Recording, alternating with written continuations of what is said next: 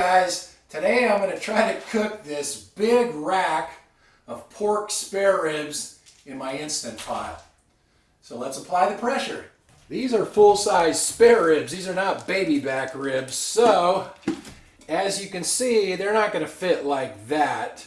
It looks like they'll fit like that though. So I think I'll just cut them up into individual ribs.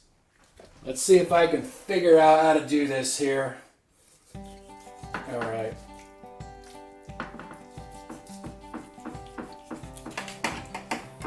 I guess I could put it in sections just like that, but you know what? I think I'm just going to cut them into individual ribs. They're kind of hard to hang on to here. Try not to cut my finger off. Come on now. Okay.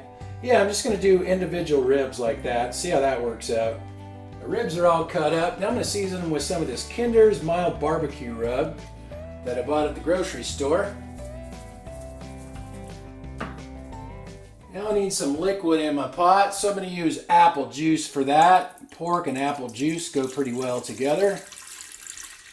Just pour some in there, and hopefully these will all fit. This was a 6.3 pound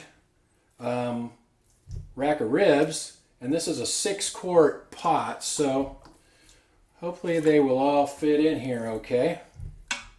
We're looking good. They all fit. Let's get the lid on. All right, let's get these cooking. Okay, I'm on the pressure cook setting. I'm going to try 20 minutes. The manual says 20 to 25. I'll try 20. See how that goes.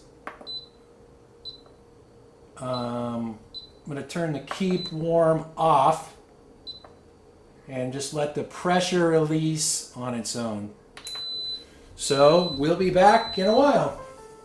It's been an hour and a half and the pressure pin still hasn't dropped, so I'm going to release the rest manually.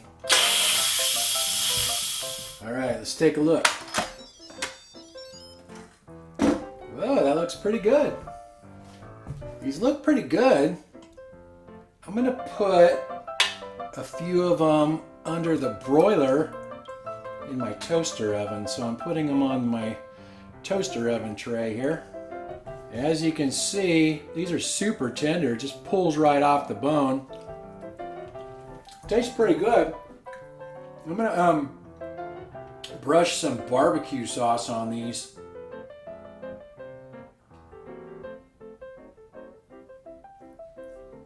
I'm going to put these under the broiler for a few minutes and see how that works. It's been about 5 minutes or so. Let's take a look here. Well, these look pretty good. That one I left plain, and these 4 I put the sauce on, but man, that looks pretty darn good. Just falling apart tender. Anyway, let's try it out.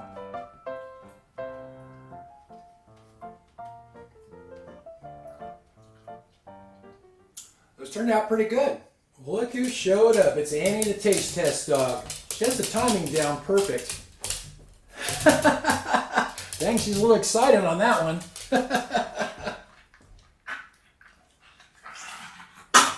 Oh no!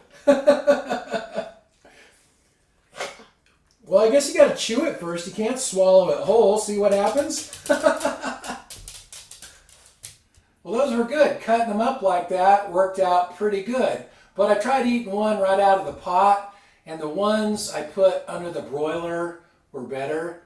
Even the one that I left plain and put under the broiler was a little bit better than the one right out of the pot. The ones with the sauce were my favorite. They had the most flavor, but it worked out pretty good. I left them in the pot about an hour and a half before I released the pressure, and they were like super tender. So I think that worked out pretty good. I was pretty happy with that. Thanks for watching. Talk to you guys next time.